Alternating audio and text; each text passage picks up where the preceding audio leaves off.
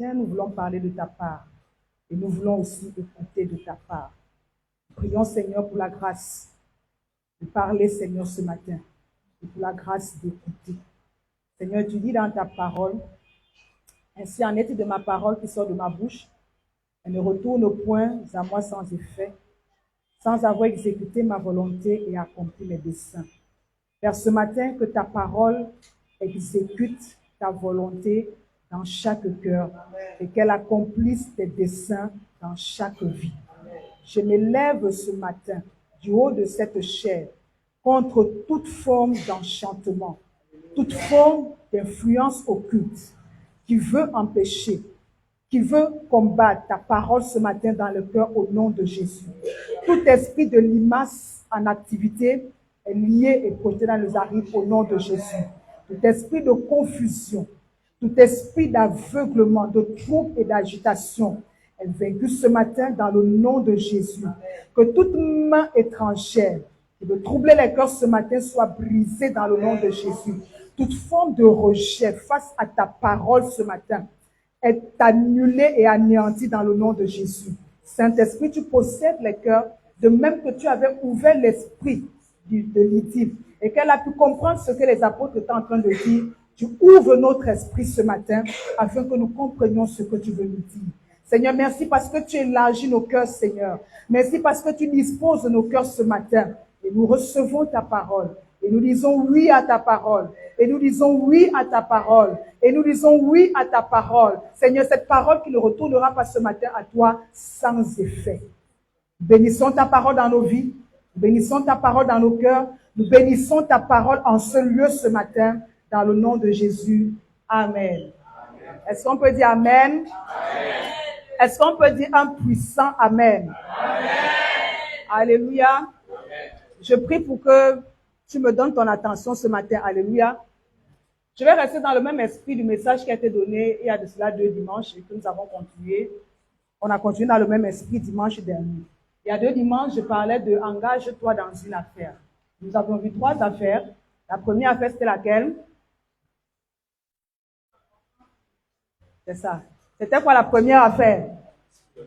La vie spirituelle. La deuxième affaire, c'était quoi? La paix. La troisième affaire, c'était quoi? La liberté financière. La quatrième affaire, c'était quoi? La quatrième affaire, c'était quoi? Les relations utiles, les relations de valeur, mon église. Et dimanche dernier, nous avons parlé d'une affaire. Alléluia. Et je vais continuer avec cette affaire. Je vais revenir sur cette affaire ce matin. Il était question de quoi dimanche dernier? Quelle est l'affaire dans laquelle nous devons nous engager? Bâtir notre foi pour l'expansion. Et ce matin, je reviendrai beaucoup sur cette affaire. Alléluia. Parce qu'il est important que nous revenions. Si nous comprenons cette affaire, l'élargissement sera possible. Je ne sais pas s'il y en a parmi vous. Il y a un chant d'un homme de Dieu qui circule beaucoup sur les réseaux sociaux en ce temps, pendant ce moment. Isaac Boukassa. Les bontés de l'Éternel. Ça se chante ainsi. Dieu n'a pas fini d'écrire sa Bible. Il a une histoire à écrire avec moi.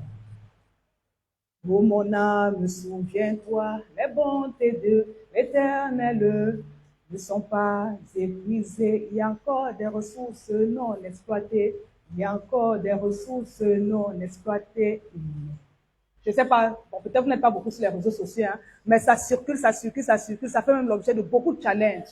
Dieu n'a pas fini d'écrire son histoire avec moi. Et je veux m'inspirer de ce chant pour parler ce matin. Le titre de mon message, c'est simple. Dieu a une histoire à écrire avec toi. Alléluia. Dieu a une histoire à écrire avec toi. Lorsque nous sommes en train de parler de l'élargissement, on dit c'est l'année de mon élargissement. En fait, nous sommes en train de vouloir dire que c'est l'année durant laquelle je vais écrire ou je vais réécrire l'histoire de ma vie. Alléluia. C'est l'année durant laquelle je vais écrire l'histoire de ma vie.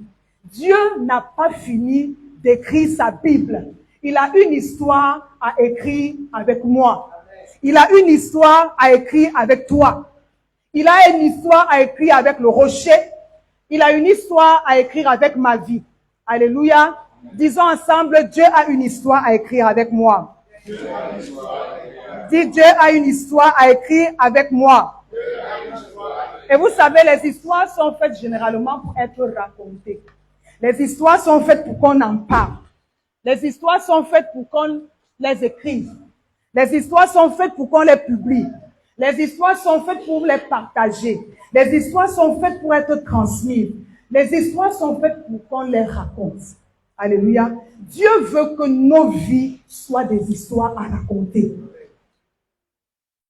L'homme de Dieu a dit, Dieu n'a pas fini d'écrire sa Bible. Nous avons la Bible qui a été écrite, mais Dieu veut que nos vies deviennent des Bibles vivantes. Alléluia. Dieu veut que ma vie, cette année, devienne une histoire vivante. Avant que cette personne-là n'aille chercher dans Matthieu, dans Ésaïe, il faut que ta vie lui parle. Il faut que ta vie lui parle. Il faut que ta vie lui parle. Alléluia. Il faut que ta vie lui parle. Et vous savez, les histoires sont souvent données pourquoi? Les histoires peuvent être données pour nous servir d'enseignement, pour nous servir d'édification. Les histoires peuvent être données pour nous préparer, pour nous prévenir. Les histoires peuvent être vraiment historiques. On sait d'où on vient et on sait d'où on va. Les histoires ont un but.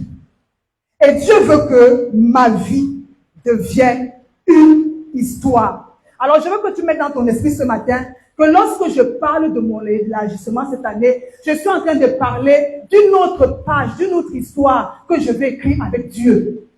Nous tous, nous connaissons l'histoire de ta limitation, l'histoire de ton blocage, l'histoire de ton célibat, l'histoire de ta pauvreté, l'histoire de ta malédiction, l'histoire de du fait que tu ne t'engages pas. Mais Dieu veut cette année que tu écrives avec lui une autre histoire. Alléluia. Il faudrait que l'année prochaine, à la même période, qu'on parle de l'histoire de Marie comme d'une histoire de percée. Il faut qu'on parle de l'histoire de Sylvain comme d'une histoire de miracle. Il faut que ta vie ait une histoire à raconter. Alléluia. Alléluia. Et vous savez, le but de notre vie, lorsque nous rencontrons le Seigneur Jésus, est que notre histoire puisse changer. Quand vous regardez de l'Ancien jusqu'au Nouveau Testament, tous les hommes qui ont rencontré le Seigneur ont écrit une histoire avec lui. Nous prenons notre papa Abraham, il vivait tranquillement chez son père. Il vivait tranquillement chez son pays, dans son pays. Le jour où il rencontre le Seigneur, il commence à écrire une nouvelle histoire. Tous les hommes de la Bible, tous les hommes, vous voulez parler de David, le jour où il a rencontré le Seigneur, il a commencé à écrire. Le jour où Ruth a rencontré, elle a dit désormais ton Dieu sera mon Dieu. Elle a commencé à écrire une histoire. Tous les hommes qui ont rencontré le Seigneur ont écrit une histoire avec lui. Tous les hommes. Et le Seigneur veut écrire une histoire avec ta vie. Ça ne dépend pas des circonstances. Ça ne dépend pas de ce que tu traverses. Ça ne dépend pas des conditions de ton pays. Dieu dit, j'ai une histoire à écrire avec toi. Et cette histoire doit être racontée. Vous savez, il y aura des histoires. On ne publiera jamais des histoires. On n'en parlera jamais. Pourquoi? Il y a des vies pour lesquelles on ne parlera pas. Pourquoi il n'y a pas d'histoire? Alléluia. Dis, j'ai une histoire à écrire. J'ai une histoire à écrire. Alors la question que tu dois te poser ce matin, est-ce que je suis en train d'écrire mon histoire avec Dieu? Est-ce que la façon dont je vis, est-ce que ce que je suis en train de faire, est-ce que là où je suis aujourd'hui, je suis en train d'écrire mon histoire avec Dieu? Est-ce que je suis en train d'écrire mon histoire? L'histoire c'est quoi? On va parler à l'école. À l'école on dit que l'histoire c'est quoi? Que c'est la connaissance du passé basée sur... C'est-à-dire qu'on te réveille même à minuit. On dit c'est quoi l'histoire? Tu récitais seulement ça. Mais l'histoire pour nous c'est quoi? C'est tout simplement un ensemble d'événements que je vis. C'est l'histoire de ma vie, c'est l'ensemble de mes événements. C'est mon vécu. C'est ça l'histoire. L'ensemble de tous mes événements. Et Dieu voudrait que l'ensemble de tous ces événements soit écrit par lui. Soit écrit par lui. Alors, qu'est-ce qui constitue l'histoire de ma vie? Il y a trois choses. Quand on parle de l'histoire, on fait allusion à trois choses. Qu'est-ce qui constitue l'histoire de ma vie? La première chose qui constitue, le pasteur en a parlé tout à l'heure, et on reviendra là-dessus. La première chose qui constitue l'histoire de ma vie que je dois écrire, c'est mon témoignage. Alléluia. Dis avec moi mon témoignage. Dis avec moi le témoignage de ma vie. La deuxième chose qui constitue l'histoire de ma vie, ce sont les œuvres. Ce sont mes œuvres. Mes œuvres, les œuvres. Et la troisième chose, c'est ma destinée. Ce à quoi Dieu m'a appelé. Trois choses qui constituent mon histoire. Revenons au témoignage. Quand Dieu dit que je veux écrire ton histoire, je veux écrire une histoire avec toi, il est simplement en train de dire, je veux t'amener à vivre de manière à ce que ta foi, dis avec moi ma foi, dis ma foi. On va revenir sur le message de dimanche dernier. Quand on parle du témoignage, c'est tout simplement Dieu qui veut t'amener à vivre de manière à ce que ta foi transforme ta vie. Ta foi transforme tes circonstances. Ta foi transforme ta vision. Ta foi transforme tes pensées. Et ta foi transforme les circonstances autour de moi. Le témoignage, c'est la manière dont ta foi affecte. Ta foi change. Ta foi transforme ta vie, ta pensée, tes circonstances, tes conditions de vie et les choses autour de toi. C'est ça ton témoignage. Alléluia. Quand Dieu dit, je vais écrire une histoire, Dieu veut amener ta vie à vivre de manière à ce que ta foi, ta confiance en Dieu affecte ta vie. Ta confiance en Dieu affecte tes circonstances. Ta confiance en Dieu affecte les choses autour de toi. Ta confiance en Dieu impacte les choses qui sont autour de moi. C'est ça ton témoignage. Dimanche dernier, il disait ceci, si mon seul témoignage, si le seul témoignage que j'ai, c'est Seigneur, merci d'être en vie. Merci parce que je respire. Si c'est ça ton seul témoignage, frère, il n'y aura pas une histoire à raconter tout comme cela. Mon témoignage doit être la conséquence de la foi, de ce que la foi amène comme changement dans ma vie. Changement dans mes impossibilités, changement dans mes batailles, changement dans mes défis, changement dans mes challenges. C'est ça mon témoignage. Et le témoignage amène l'élargissement. Le témoignage impacte les vies. On a vu tout à l'heure avec lui. Les gens sont touchés par ce qu'ils apprennent de ta vie. Les gens sont touchés par ce qu'ils voient sur ta vie. Le témoignage bâtit la foi. Le témoignage amène ceux qui ne connaissent pas le Seigneur à s'intéresser au Seigneur. Alléluia. Il faut que j'ai un témoignage cette année. Il faut que ma vie soit un témoignage cette année. Alléluia. Il faut que par ma foi, que ma vie ait un témoignage. Le témoignage de ma guérison, le témoignage de ma délivrance, le témoignage de ma restauration. Il faut que ma vie ait un témoignage. L'histoire que tu dois écrire, c'est l'histoire de ton témoignage. Il faut que ma vie cette année ait un témoignage. Ne termine pas cette année comme ça. Et la vision que cette année, ma vie doit produire un témoignage. Il faut que quand on va parler de moi, qu'on dise que, Sylvain, c'est pas comme ça que je le connaissais. Il y a quelque chose qui est arrivé. C'est pas comme ça que je connaissais Marie. Il y a quelque chose qui est arrivé. C'est pas comme ça que je connaissais Maman José. Il y a quelque chose qui est arrivé. C'est pour ça que j'ai dit, nous là, nous sommes la Bible vivante de l'Éternel. Tout le monde ne viendra pas ici. Mais quand il te voit, il voit comment dans les mêmes difficultés, toi tu t'en sors et lui ça ne va pas. Dans les mêmes combats, dans les mêmes épreuves, toi tu as quelque chose de différent. Il faut qu'il se pose des questions. Alléluia. Dis, ma vie doit être un témoignage. La Bible dit dans Jean 8, versets 13 à 14. Le témoignage, c'est tout simplement ton expérience spirituelle avec le Seigneur. C'est ton vécu avec le Seigneur. Jean 8, 13 à 14. Là-dessus, les pharisiens lui dirent, tu rends témoignage de toi-même, ton témoignage n'est pas vrai.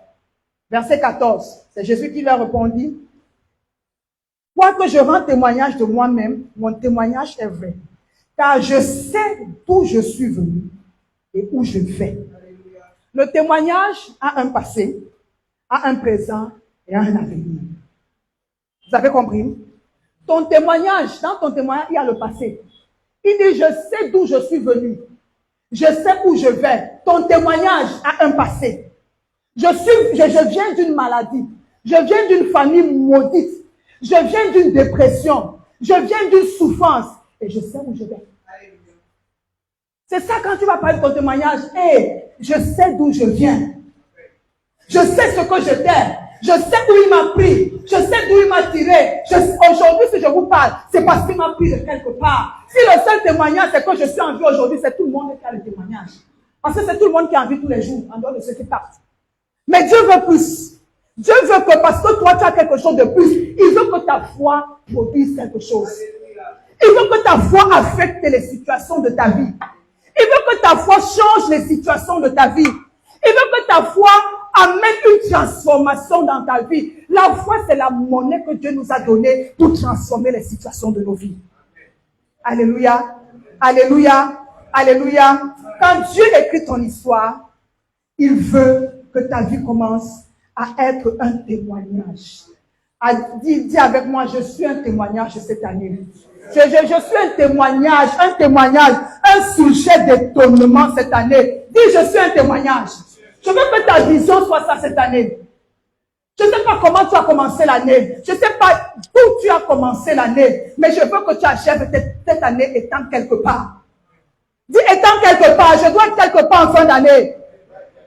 Je sais d'où tu viens. Je sais d'où je viens. Mais je dois être quelque part l'année prochaine. Amen. Alléluia. Je dois être quelque part. Amen. Et c'est ça la vie chrétienne. Être quelque part, avancer, évoluer. Pas être à la même place. Pas réchauffer les anciens témoignages. Oh, en 2020, il m'a délivré. Oui, il m'a délivré en 2020, mais ça ne s'arrête pas, sa puissance ne s'arrête pas en 2020. Aujourd'hui encore, il délivre. Aujourd'hui encore, il guérit. Et il faut que ta foi déclenche des choses dans ta vie. Alléluia. C'est pour laquelle je disais, si tu as bien saisi le message de dimanche, tu es entré dans le processus de l'élargissement. Ta foi. Pas autre chose, ta foi. Parce que généralement, on aime chanter, Dieu va changer mon histoire. Frère, il ne change pas ton histoire comme ça. C'est avec ta participation. C'est avec ta participation. Et il veut quoi? Que tu t'engages à vivre des témoignages de cette année, à rechercher des témoignages de ta puissance, à rechercher des témoignages dans ta vie. Alléluia. La deuxième chose, on va aller. La deuxième chose qui constitue notre histoire, ce sont nos œuvres. Je vais corriger quelque chose ce matin parce que même quand nous lisons, c'est répandu de plus en plus. Il y a beaucoup aujourd'hui qui disent, ma foi c'est dans mon cœur. Ma vie chrétienne c'est dans mon cœur. Personne n'est obligé d'être au courant que je suis chrétienne. Frère, il faut que tu effaces ce mensonge de ton cœur ce matin. Il faut que tu effaces ce mensonge de ton cœur. La Bible dit c'est en croyant du cœur et en confessant de la bouche. Quand tu confesses, quelqu'un entend. Quand tu confesses, quelqu'un entend et voit. Donc la foi, ce n'est pas juste une affaire qui est intérieure. Elle commence de l'intérieur pour se répandre à l'extérieur. Et nous sommes en train de vivre un siècle où on dit ma foi c'est moi. On n'a pas besoin que je parle. On n'a pas besoin que je dise. On n'a pas besoin que je sache. On n'a pas besoin de faire. On a besoin. Parce qu'on reconnaît l'arbre à ses fruits. On reconnaît l'arbre à ses fruits. Ce n'est pas le fruit qui fait que l'arbre soit le manguier. C'est le manguier, la semence qui fait que le fruit sorte. Alléluia. Tu dois cette année travailler pour produire des œuvres. La Bible dit ceci dans Ephésiens 2:10. Nous sommes son ouvrage, ayant été créés en Jésus, pour de bonnes œuvres que Dieu a préparées d'avance afin que nous les pratiquions. Les bonnes œuvres que Dieu a préparées d'avance afin que maman Elali, afin que Barthélemy, afin que maman José, afin que Flore les pratique. Apocalypse 9, 19, 6, 8 dit ceci. Je voudrais qu'on le lise ensemble.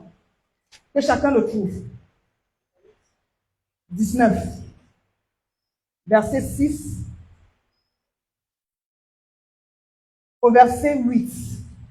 Et j'entendis comme une voix d'une foule nombreuse, comme un bruit de grosses eaux, et comme un bruit de fort tonnerre disant, Alléluia, car le Seigneur notre Dieu Tout-Puissant est entré dans son règne.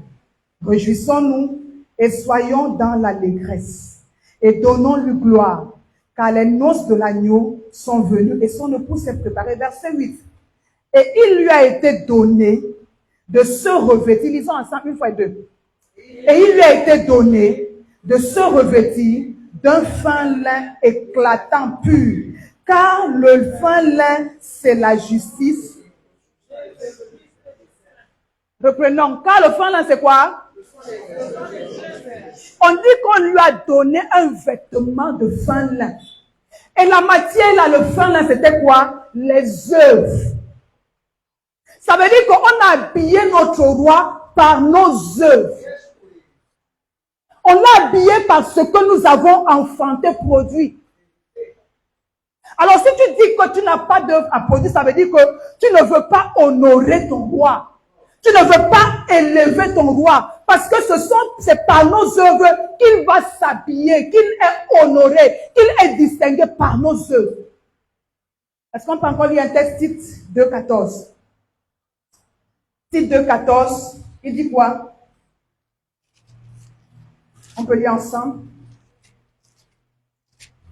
Tite 2, le verset 14. Qui s'est donné lui-même pour nous, afin de nous racheter de toute iniquité et de se faire un peuple qui lui appartienne, purifié par lui et zélé pour des bonnes œuvres.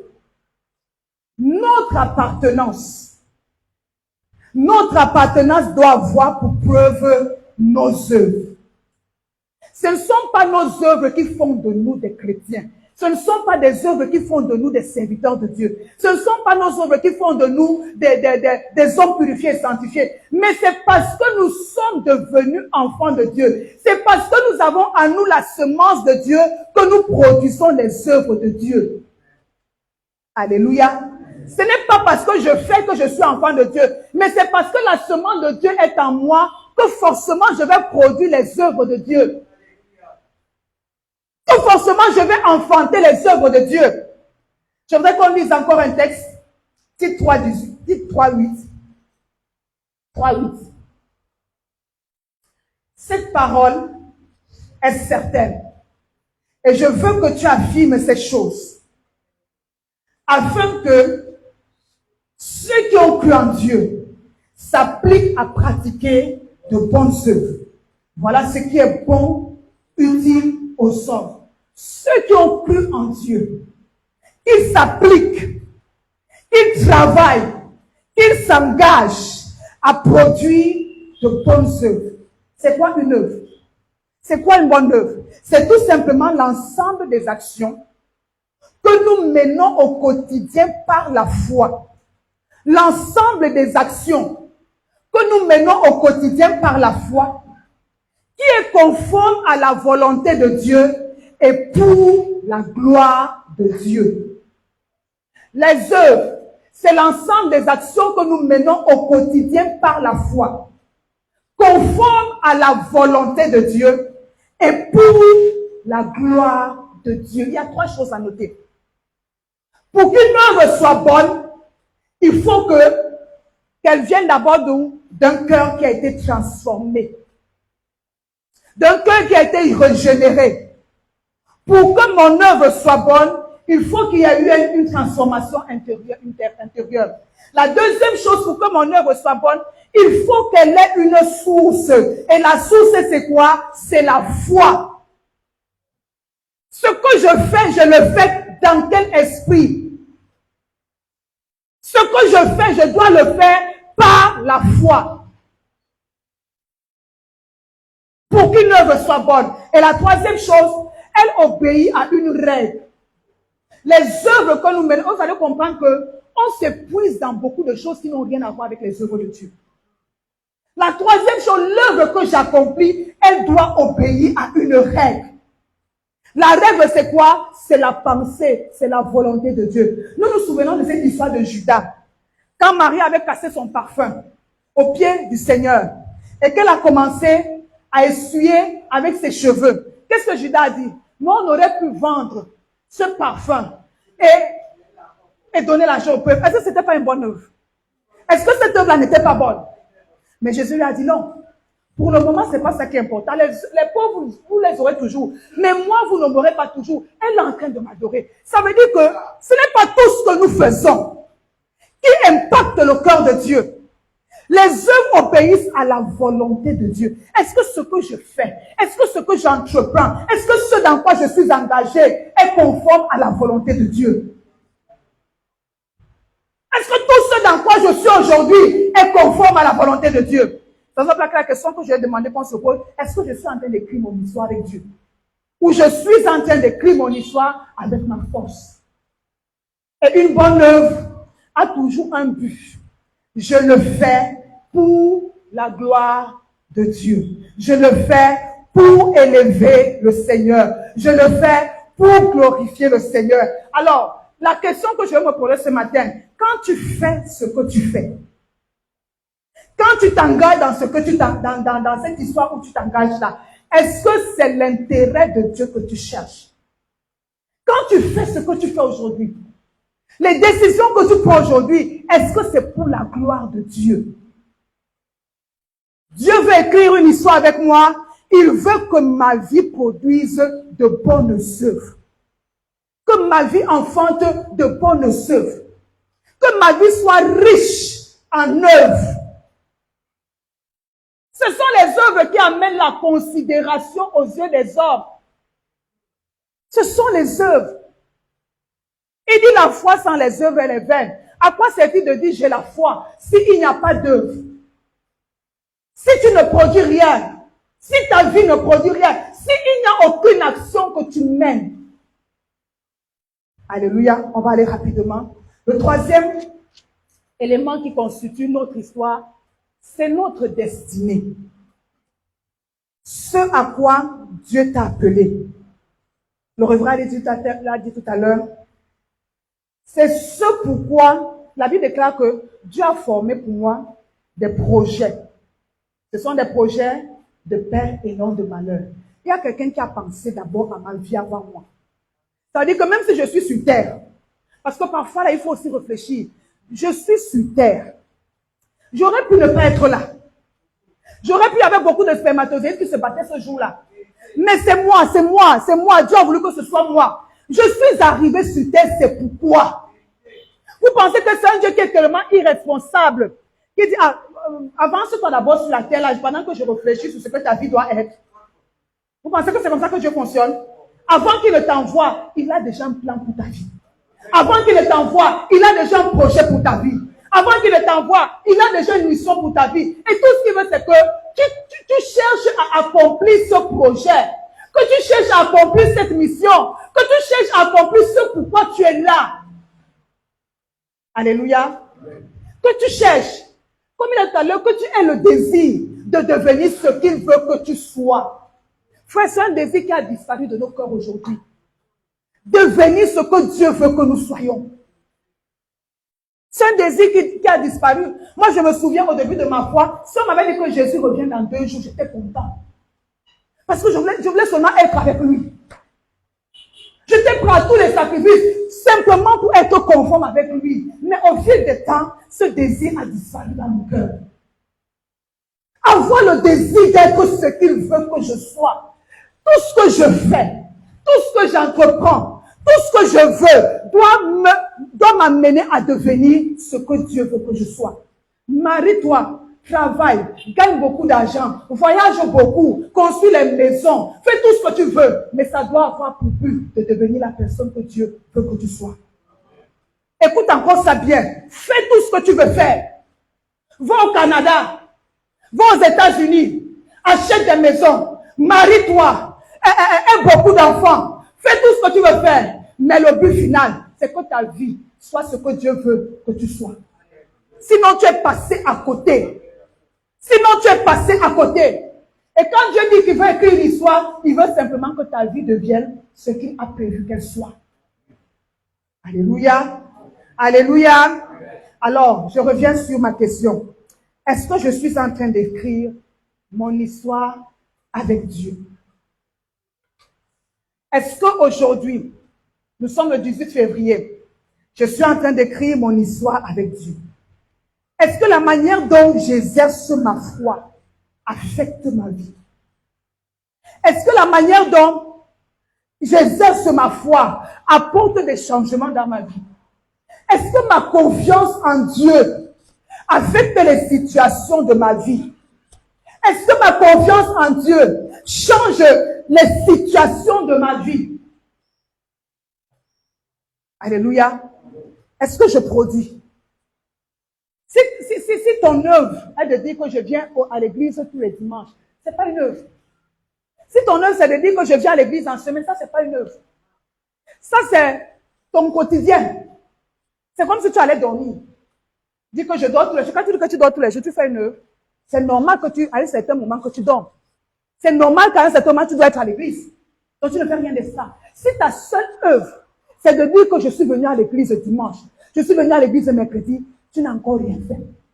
La Bible déclare qu'il a préparé des œuvres d'avance pour que nous les pratiquions. Ça veut dire que Marie a des œuvres qui portent son nom. Charlotte a des œuvres qui portent son nom. Godlove a des œuvres qui portent son nom. Et chacun doit se battre tous les jours pour accoucher, pour enfanter, pour produire ses œuvres à lui. Pour produire ses œuvres à lui. Mais est-ce que la manière dont je vis m'amène à enfanter mes œuvres?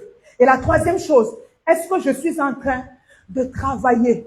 Est-ce que je suis en train de marcher? Est-ce que je suis en train de vivre pour que le projet de Dieu devienne une réalité dans ma vie? Nous aimons tous, Seigneur, change mon histoire. Il y a un chant qui dit, change mon histoire. Frère, c'est sa volonté de changer notre histoire. Mais c'est un partenariat à faire là. Il n'a pas pu changer l'histoire d'Abraham aussi longtemps qu'il serait resté au pays de son père. Alléluia. Il n'aurait pu changer l'histoire de Ruth aussi longtemps qu'elle serait restée chez les Moabites dans son pays. Il y a eu un partenariat. Et il y a un ensemble de choses que le Seigneur veut que nous fassions pour que notre histoire change.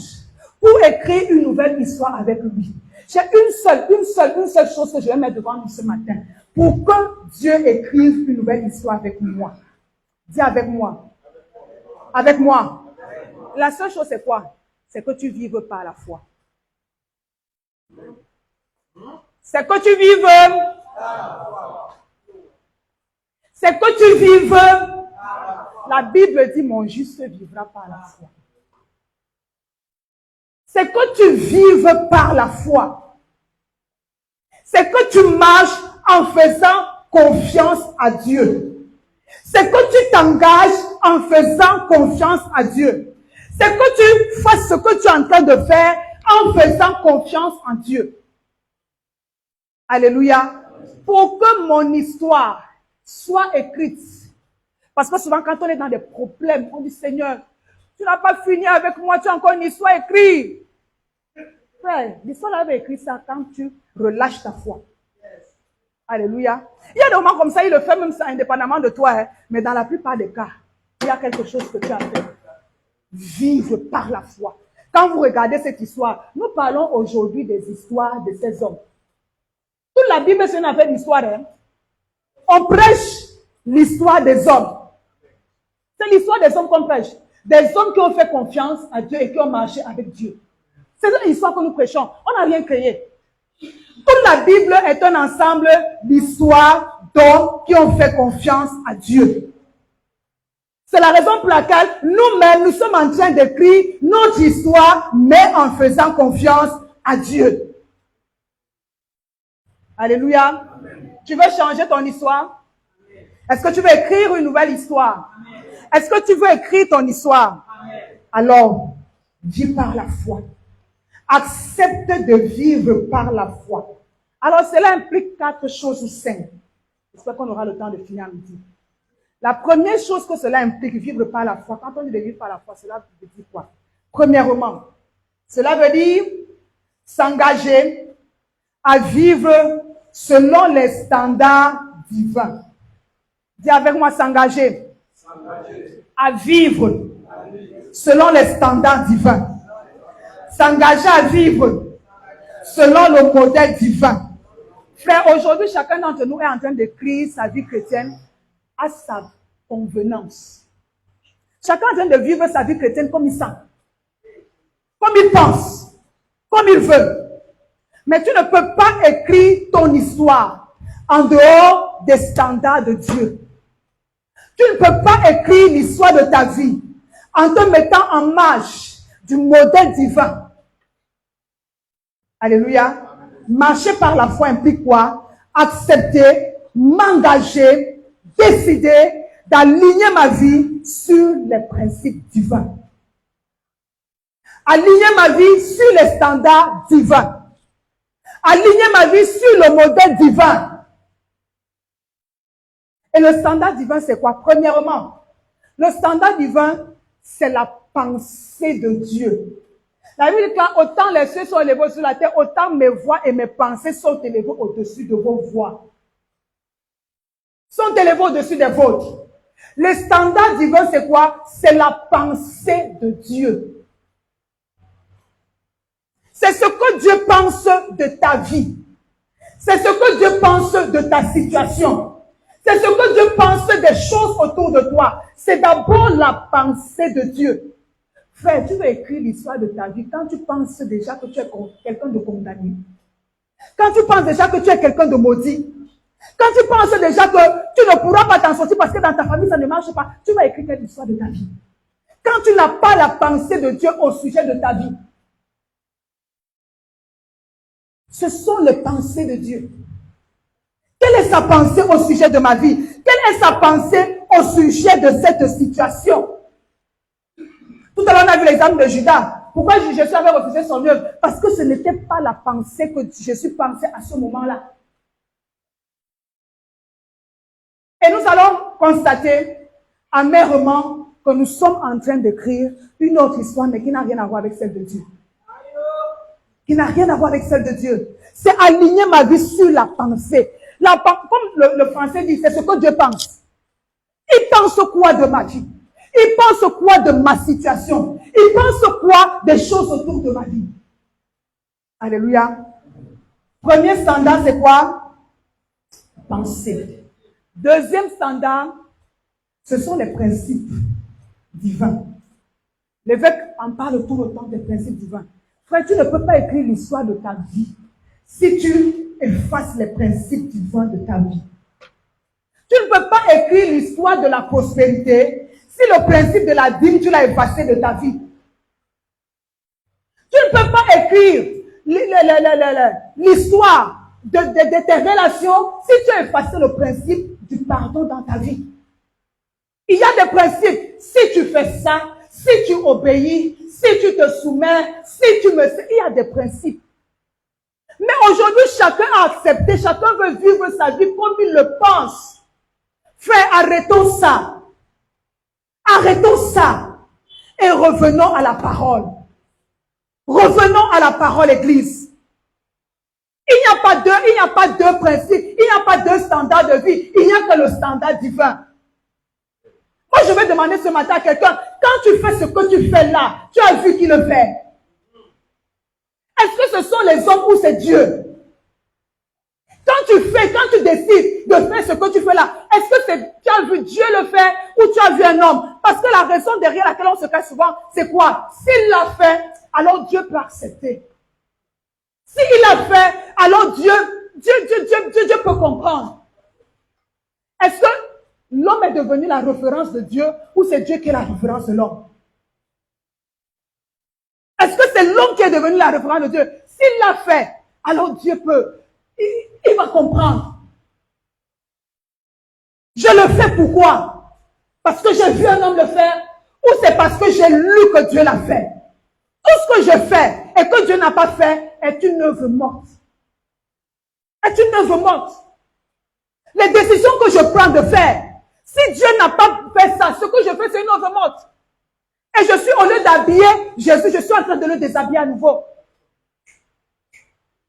Tout ce que je fais, parce qu'à l'église aujourd'hui, c'est la phrase, on tel l'a fait, frère. Tu le fais. Parce que l'autre l'a fait, ou parce que tu as vu, ou tu as entendu Jésus le faire. Ta vie, ce n'est pas par rapport aux autres. Parce que chacun rendra compte seul.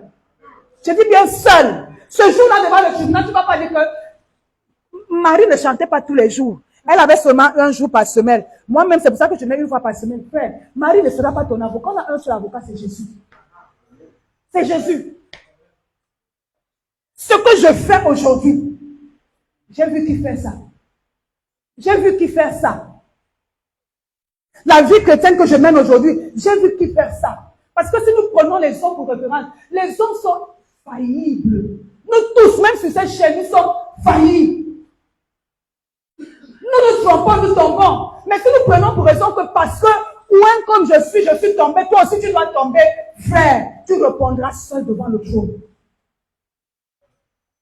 Alléluia. Les principes. Les principes. La pensée de Dieu.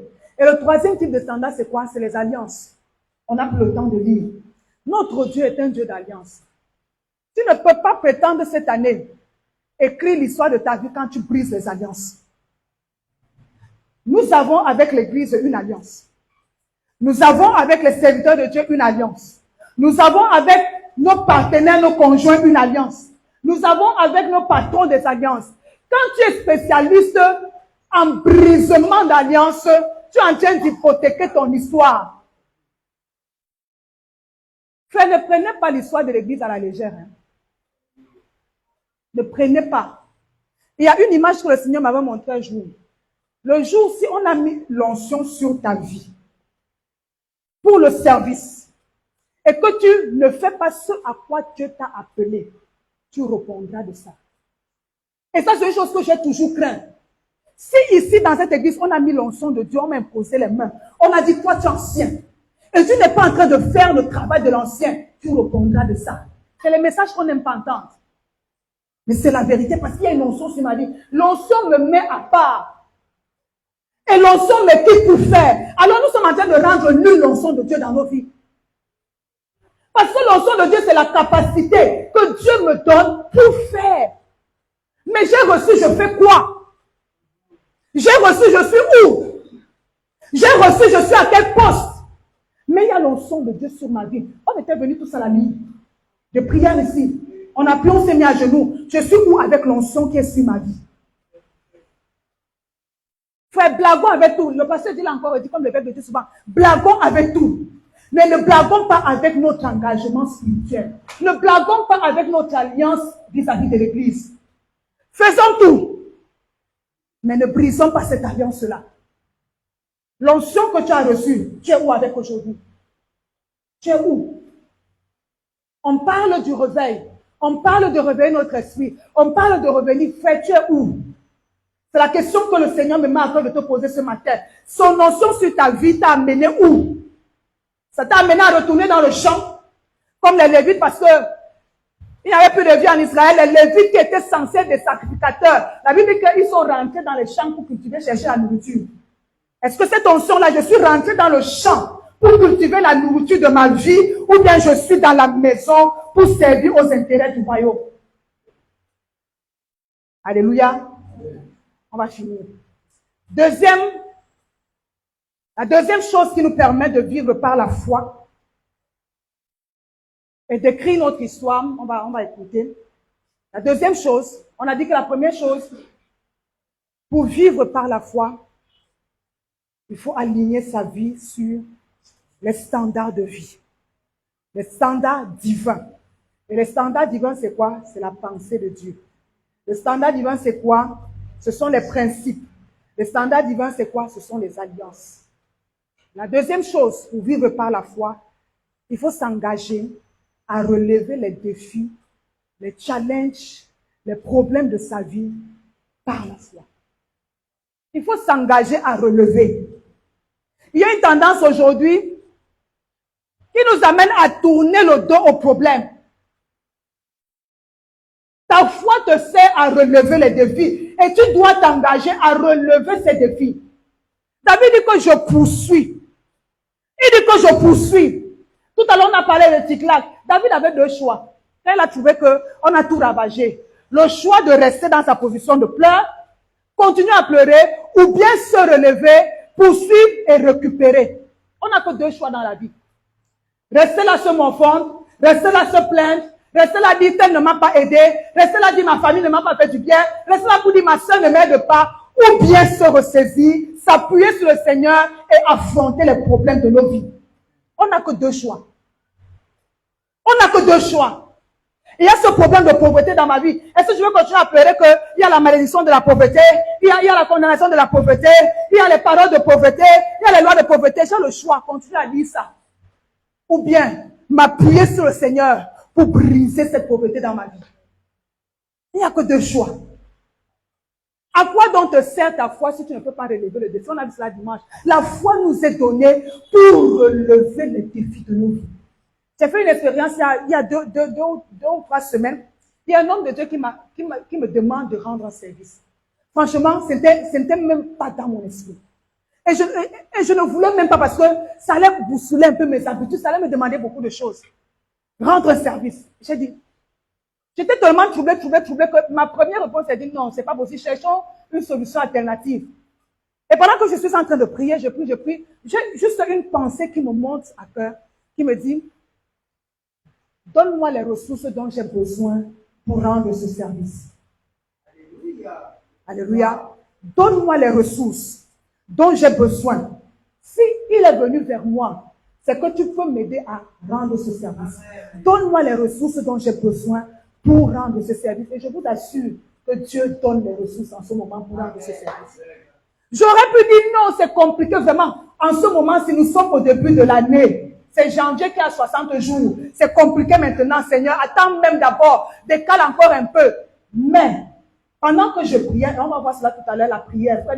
La prière. Je suis en train d'anticiper. Ne blaguez pas avec la prière. Ne blaguez pas avec la prière. Pendant que Dieu est là devant, il y a une inspiration. Il y a une inspiration, il y a une pensée. Moi, ma pensée humaine, c'était non, qu'on cherche autre chose. Qu'on aille faire ça ailleurs, mais c'est pas moi qui vais faire ça. Mais pendant que je suis devant son trône, il y a une pensée qui dit, donne-moi les ressources dont j'ai besoin pour rendre ce service. Frère, tes défis sont ton escalier pour ton élargissement. Tu tournes comme ça là, tu resteras, tu vas encore te retourner et tu seras à la même place. Tu tournes le dos, tu vas te retourner, mais tu seras à la même place. Tu affrontes et tu es capable d'avancer. Et la bonne nouvelle, c'est que nous ne sommes pas seuls dans cette affaire. C'est que nous aimons dire ça, Dieu est avec moi, frère. Quand tu dis que Dieu est avec moi tous les jours, et que le défi arrive, tu le mets où? Tu le prends, tu le mets où? Dieu est avec moi tous les jours jusqu'à la fin du monde. Je ne t'abandonnerai point, je ne te délaisserai point. Mais maintenant, il y a la maladie qui arrive. Maintenant, il y a ce problème financier qui arrive. Tu le prends, tu le mets où? Non, qu'il soit là.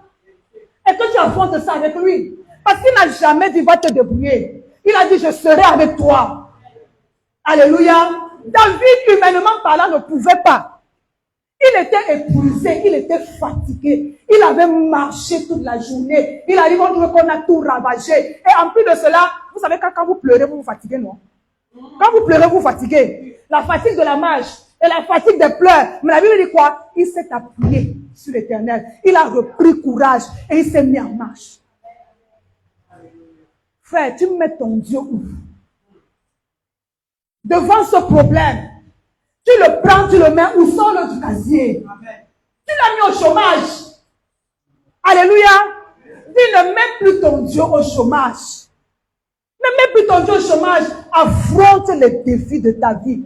C'est maladie, c'est relationnel, c'est travail, c'est finance, c'est chat. Il y a quoi? Alléluia. Affronte les défis de ta vie. Troisième, comment est-ce que je peux vivre par la foi cette année pour écrire mon histoire? Il faut que, on l'a dit tout à l'heure, que tu t'engages à devenir la personne que Dieu veut que tu sois. Le pasteur l'a dit tout à l'heure. Il faut que tu t'engages, que tu aies le désir de devenir la personne que Dieu veut que tu sois.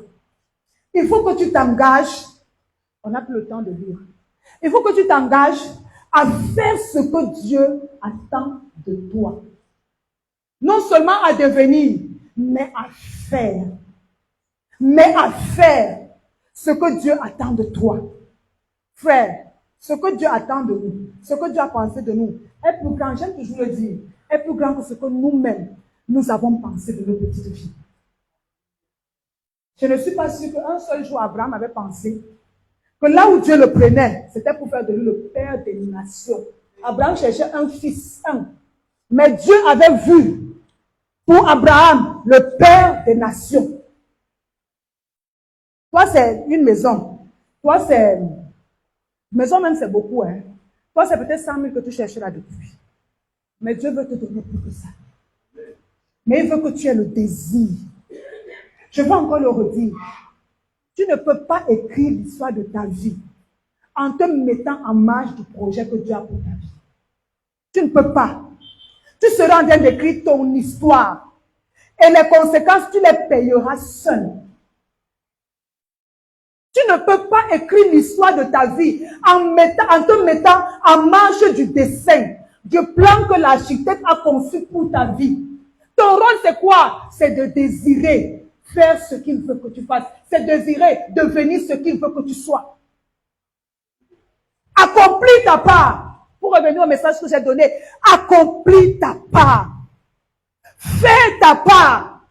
Et je le dis encore, sois tout ce que tu veux. Mais l'objectif, c'est quoi? Sois en train de faire ce que Dieu attend de toi. Il attend pour chacun d'entre nous. Pour chacun d'entre nous. En commençant par la siège dauphin jusqu'à moi ici, là. Dieu attend de chacun d'entre nous quelque chose. Chacun de nous doit faire quelque chose. Chacun de nous doit accomplir quelque chose. Que je sois vieux ou jeune, chacun de nous. Que ce soit Jeanne, que ce soit Peñela, que ce soit Israël, que ce soit Luna. Dieu attend de vous quelque chose. Chacun de vous. Et ça doit être ça notre désir, Seigneur. Tu veux que je sois quoi? Tu veux que je fasse quoi? Nous fabriquons nous-mêmes nos petites vies. Nous fabriquons nous-mêmes nos petites vies. Nous essayons. Nos petites vies, nous fabriquons ça. Et nous avons choisi de mettre l'architecte de nos vies hors de nos vies. Seigneur, tu veux que je sois quoi? Tu veux que je fasse quoi? Quelle est ma mission? Quelle est ma mission? Paul, quelle est ma mission? Quelle est ma mission? On ne pourra pas lire les textes. Le dernier point pour finir à temps. Pour que tu vives par la foi et que tu accomplisses et que tu écrives ton histoire, il faut que tu t'engages dans une vie de prière intense. Alléluia. Les histoires s'écrivent dans la prière. Écris ça bien dans ton cahier. Les histoires s'écrivent dans la prière. On parle de l'histoire de Esther aujourd'hui qui a délivré tout un peuple. Elle a écrit son histoire où? C'était dans la prière. Les histoires s'écrivent dans la prière. J'ai souvent mal quand pendant les réunions de prière, les gens sont distraits. Les gens sont évasifs. Les gens sont légers. Les histoires s'écrivent dans la prière. Nous connaissons la prière de notre Père. Dit que ta volonté soit faite sur la terre comme au ciel. Je vais juste nous dire que notre histoire n'a pas été écrite aujourd'hui. Notre histoire a été écrite avant notre naissance. Mais Dieu cherche seulement un homme sur la terre qui va l'écrire sur la terre. C'est pas maintenant là avec toi là qui va commencer à réfléchir. Bon, tu as dans quel âge? 50 ans. Bon, d'ici 2 ans, je vais... Non. Mon histoire a été écrite bien avant que je ne vienne sur terre. Mais Dieu veut, sur la terre, un homme qui va amener ce qui est écrit dans le ciel à s'écrire sur la terre. Et la prière est un moyen, frère. C'est le moment pour vous de prier, Seigneur, donne-moi un esprit de prière. Donc, quand vous regardez la Bible, tous les hommes qui ont changé leur vie savaient rentrer dans la présence de Dieu. Ils savaient rentrer, ils savaient se mettre à genoux et invoquer le Seigneur. Seigneur, un esprit de prière cette année. Je vais vous dire, je l'ai dit tout à l'heure, quand tu pries, frère, c'est que tu es en train de connecter ton esprit à l'esprit du Seigneur. Quand tu décides de rentrer dans la prière, tu te connectes à l'esprit de Dieu. Ça veut dire que tu viens avec tes pensées, tu viens avec tes peurs, tu viens avec tes raisonnements, mais quand tu décides de rentrer, il y a comme un transfert qui se fait.